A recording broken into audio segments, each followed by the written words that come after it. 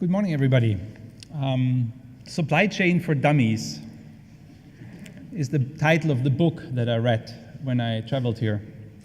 And it may be the most unfitting and the most inadequate preparation for talking to and then for preparing the commencement speech for the masterclass of supply chain professionals. However, after I Googled a bit what commencement speeches are about, I think there's a lot of liberty that I can take. There's no right or wrong. So please forgive me for whatever I do here. It's my first time. So formally, good morning, graduates. Good morning, proud family members, chief faculty, and distinguished guests. It's a great honor and pleasure to be here today at this event. To the graduates, you've all worked hard in the last months, and you're now entering in the next phase of your supply chain careers. Based on the master curriculum you went through and the project thesis that I've seen, I'm most certain that you will make a difference in the endless opportunities and the many challenges the supply chain industry is facing. The expectations on supply chains with regard to profit, people, and planet are ever increasing and changing.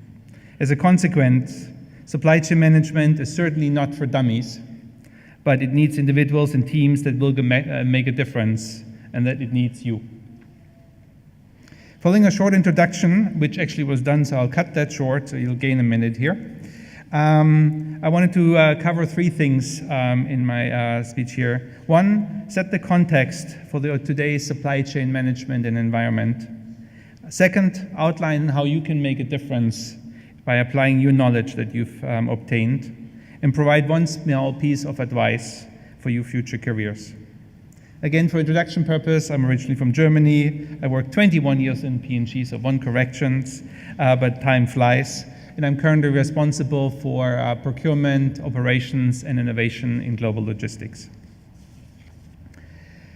So why, to make it a bit familiar for the audience, why do we need at the same time a book, Supply Chain for Dummies, to explain the supply chain to everybody, as well as top-notch graduates like yourselves to take supply chain management to the next level?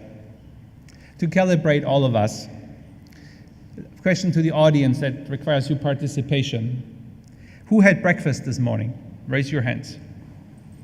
I hope everybody had breakfast by now, otherwise it would be a long day. In supply chain terms, getting all the fairly simple ingredients of your breakfast on your table was a result of a broad system of supply chains, well-orchestrated supply chains. Have you ever thought about how each ingredient of your breakfast arrives at your breakfast table? How many different supply chains end on your table? How long some supply chains are? Think about where coffee comes from. And how different the supply chains are. And that is only one example of our daily lives where supply chains mean a lot to each of us. Supply chains need talented and well-educated graduates, as they have so many moving parts, making them incredibly vulnerable to errors.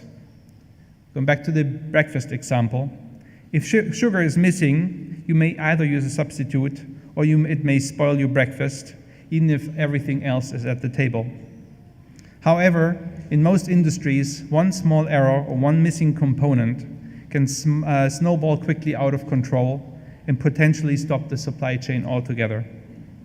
While sugar is easy to replace or skip, you do not want a car component to be missing on the assembly line or in your car. So let's turn for a minute to the status of the supply chains today. Generally, supply chains are today still far from being perfect or optimized. The forecasting error in the well-established consumer products industry is still 39%. Stock keeping units in the low-margin retail industry are up 50% in the last 10 years, and they still don't know exactly how to cope with that volume.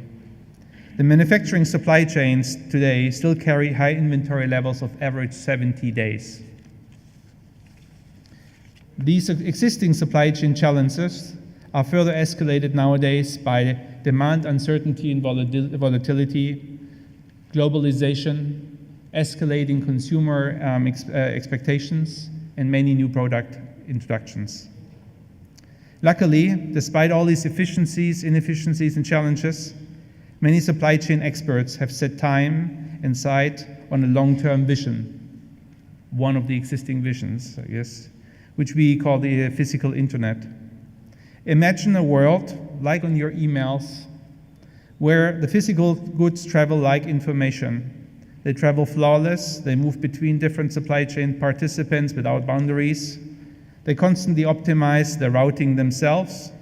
They fill up trucks completely, not only 50% like on European roads today. They share all the infrastructure. Without going into too much detail here and now, I would appeal to you that developing the right vision and strategies are a very critical component for your future jobs. Strategies are, next to execution, the most important aspect in making a difference in supply chains in the future. So in this context, how can you make a difference? How can we combine what you've learned with the challenges and the opportunities of the supply chains today? In light of the challenges and vision, let us connect the mastery you've obtained during the last months with the challenges and opportunities that we are facing. I'll address 4 of the supply chain classes that you have taken in order to motivate you, if that is still needed, and to outline the excellent opportunities you'll find out there to make a difference. One chapter was about integrated operations. I would argue that until today, the optimization of the supply chains happens still too often in isolated fashion or in vertical silos. We're optimizing either manufacturing, planning, procurement, or customer teams. The big opportunity for new thinking and new experts like yourselves is to connect and optimize supply chains horizontally, to eliminate losses between seams, and to create business value and new concepts along the supply chain and not in the verticals. While every industry and every company is in a different state, none of the industries have really solved the integration challenge completely. In my current role in Procter & Gamble, I span the areas of purchases, operation, and innovation, and I continue to see opportunities every day between the different seams, despite our company being in business since 178 years. You can make a difference in this area by driving the horizontal and multidimensional improvements further. You can be the integrator of supply chains. Second topic is about supply chain network design. Companies are constantly reviewing and renewing their supply chain network designs, be it on a local, regional, or global level. In order to make such design work successful, it requires new thinking, new approaches, and new methodologies. And you have become familiar with all these concepts in your studies. At our company, we are currently renewing the most developed and most established supply networks in North America, Europe, and other key geographies. We are reviewing future consumer and customer needs and challenges. We're leaving no stone unturned to even better meet our consumer and customer expectations. In North America, we're introducing a complete new supply category shipment concept. For us, new, not so much in the industry, but we're combining it with most recent supply chain approaches like integrated operations and high levels of cross-dock for the experts. So you can make a difference in your role and make your role as a catalyst, bringing new ideas and new thinking in, because we are seeing that today, how much it helps even very well-established supply chain experts in our company. The third area, logistics, information, and financial systems that you also had classes on. To date, the supply chains within companies or between companies are still too often centered or driven by physical processes. The opportunity is to improve supply chains by connecting and optimizing at the same time the physical flow, the information flow, and the financial systems in a cradle-to-cradle mindset. Your role is to come with a new mindset to connect borders, connect differently, and creating new solutions and then realizing them in your corporations and associations. You can make a difference by being the connector between the physical, information, and financial worlds. Fourth and last topic, supply chain innovation. Today, innovation in the supply chain, and for sure in the logistics industry, is still too spotty, driven by some, neglected by others. And most of the time, it's still driven by functional areas instead of a true end-to-end approach.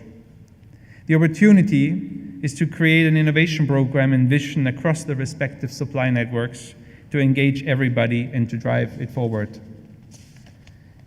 In my role as chairman of ALICE, the Alliance for Logistics Innovation through Collaboration Europe, we are addressing such future innovation needs in close collaboration with the European Union, stakeholder groups, academia, and industry players.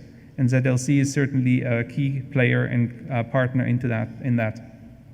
As mentioned earlier, we've identified and adopted this physical internet as a vision. So again, you can make a difference in your future company as being the innovator, reducing these errors, empty trucks, and underutilized assets. There will be great opportunities to improve the bottom line results. So to summarize this part, your future roles will be that of integrator, catalyst, connector, and innovator. You'll face many challenges that you will be able to turn into opportunities based on what you've learned and experienced.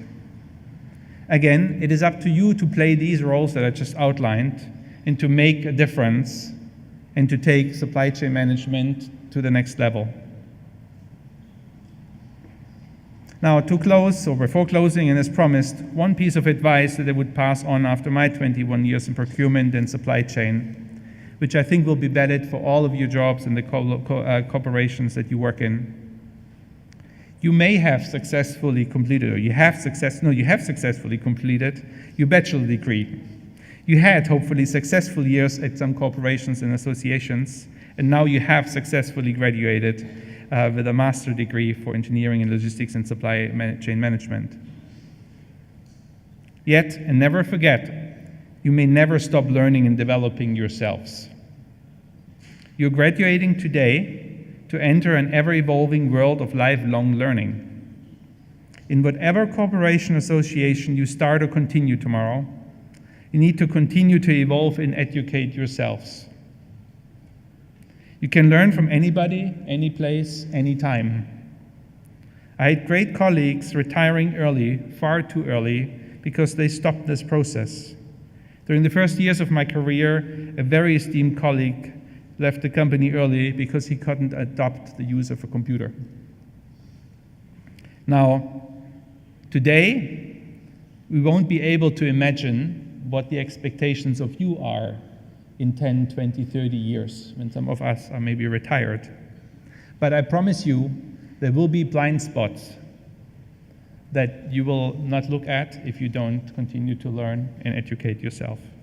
So my one small piece of advice for your careers is, making a difference is a journey based on learning day in and day out until retirement. To close, we started with the context of supply chains today, its key challenges such as uncertainty, volatility, globalization, and consumer expectations.